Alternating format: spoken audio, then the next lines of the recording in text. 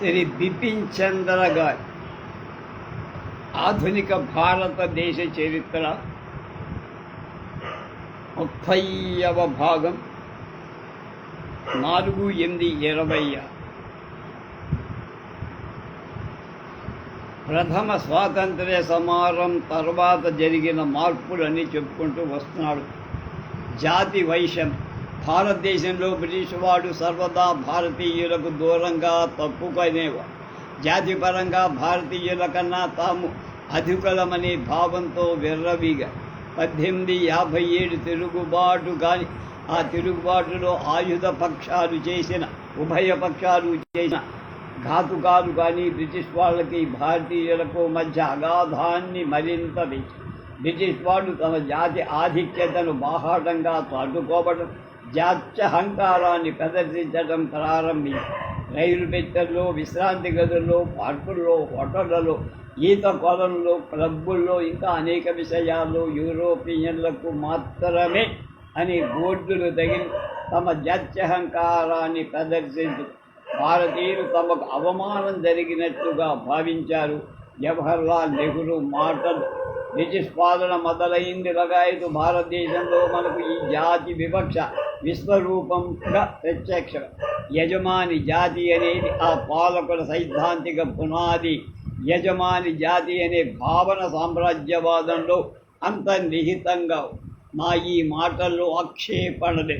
అధికారంలో ఉన్నవాళ్ళు దీన్ని నిర్ద్వంద్వంగా ప్రకటించి మాటల కన్నా ఆ తరువాత చేసి చూపిన చేష్టలు ఇంకా పడుతరమై తరతరాల ఏళ్ళకి ఏళ్ళు భారతదేశం ఒక జాతిగా, భారతీయులు వ్యక్తులుగా అవమానానికి, తీవ్ర తిరస్కారానికి, ఘోర నిరాదరణకి గురై ఇంగ్లీష్ వాడు సామ్రాజ్య చక్రం తిప్పే జాతి అని మనల్ని పాలించడానికి, బానిసలుగా పెట్టి ఉంచడానికి వాళ్ళకి దైవదత్తమైన హక్కు ఉందని మనకు నూరిపోశారు. మనం ప్రతిఘటించిన రాజ్యమేదే ఆ జాతి పెద్ద పులి లక్షణాలను గుర్తు చేశారు. భారతదేశం పొరుగు రాజ్యాలు. బ్రిటిష్ పరిపాలనలో భారతదేశం తన పొరుగు దేశాలలో ఒక నూతన ప్రాతిపదిక మీద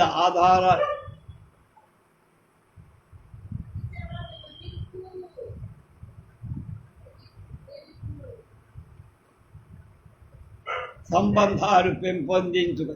ఇది 2 కారణాల వల్ల కలిగిన పర్యవసానం. బ్రిటిష్ ఇండియా ప్రభుత్వం భారతదేశ సహజ భౌగోళిక సరిహద్దుల్లో చొచ్చుకుపోవడానికి ఆధునిక ప్రయాణ సాధనాల అభివృద్ధి, దేశంలో రాజకీయ పరిపాలన సుస్థిరత ఒత్తిడి పెట్టాయి. అది దేశ రక్షణకు, ఆంతరంగిక సమగ్రతకు తప్పని. కానీ దురదృష్టవశాత్ భారత ప్రభుత్వం కొన్ని సందర్భాలు తన సహజ సాంప్రదాయక సరిహద్దుల్ని దాటి ఇంకా ముందుకు చొచ్చుకుపోయి అది అనివార్యంగా సరిహద్దు సంఘర్షణకు దారితీసి ఇక్కడ బ్రిటిష్ ఇండియా ప్రభుత్వం విదేశీ స్వభావం మరొక కొత్త కారణాంశం.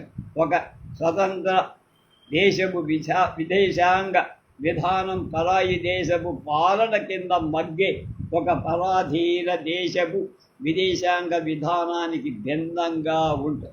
స్వతంత్ర దేశం యొక్క విదేశాంగ విధానం ఆ దేశ ప్రజల అవసరాలకు, ప్రయోజనాలకు అనుగుణంగా పరాధీన దేశంలో అయితే అది పాలక దేశం ప్రయోజనాలకు అనుగుణంగా ఉంటుంది.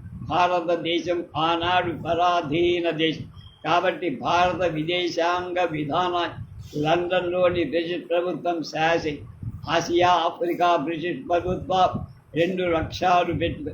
1 అమూల్యమైన భారత సామ్రాజ్య పరిరక్షణ, 2 ఆసియా, ఆఫ్రికాలలో బ్రిటిష్ వాణిజ్య తదితర ఆర్థిక ప్రయోజనాల విస్తరణ.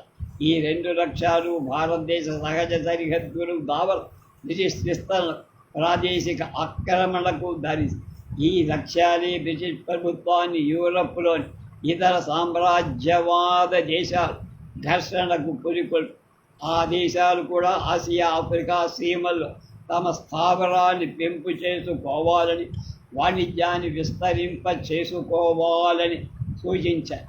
1870-1914 సంవత్సరాల మధ్యకాలం ఆసియా, ఆఫ్రికాలలో వలసల కోసం, మార్కెట్ల కోసం ఐరోపా రాజ్యాల మధ్య భీషణ సమరం జరిగింది.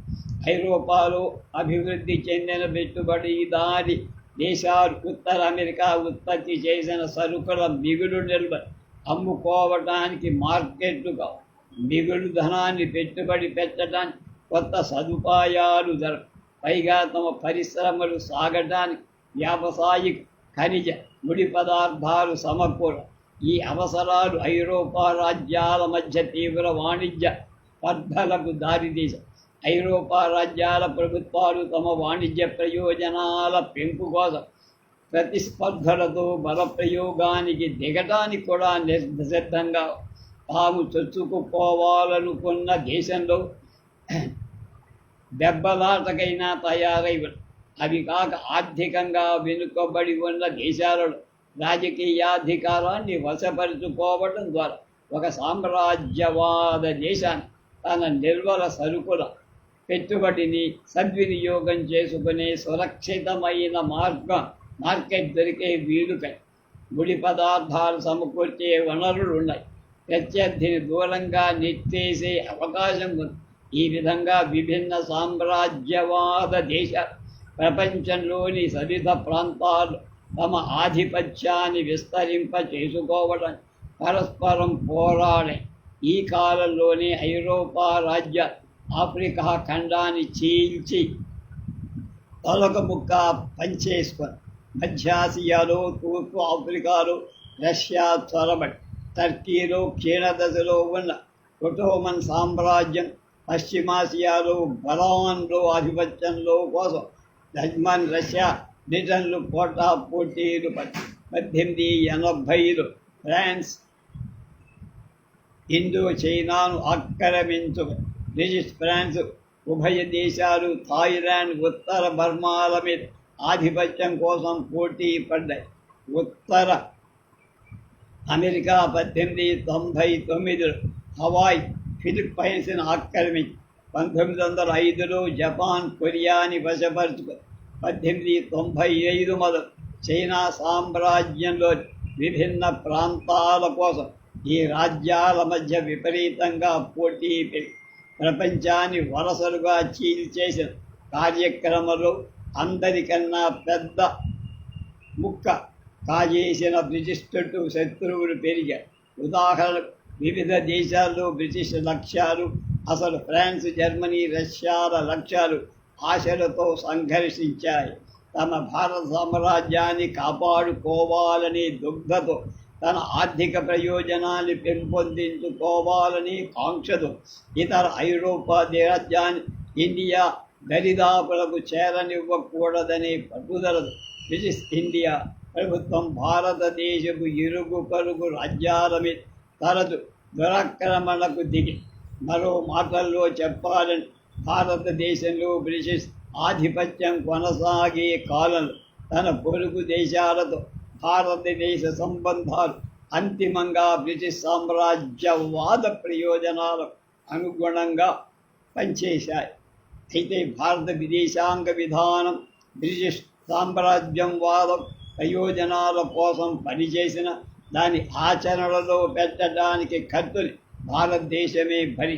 సొమ్ము భారతదేశాన్ని, సోకు బ్రిటిష్ ప్రయోజనాల కోసం భారతదేశం తన పొరుగు దేశాలతో అనేక యుద్ధాలు చేయాల్సి వచ్చి, భారతీయ సిపాయిలు తమ రక్తం చిందించాల్సి వచ్చి, పన్నులు కట్టే భారతదేశ బ్రిటన్ చేసిన భారీ వ్యయాన్ని భరించవలసి వచ్చి.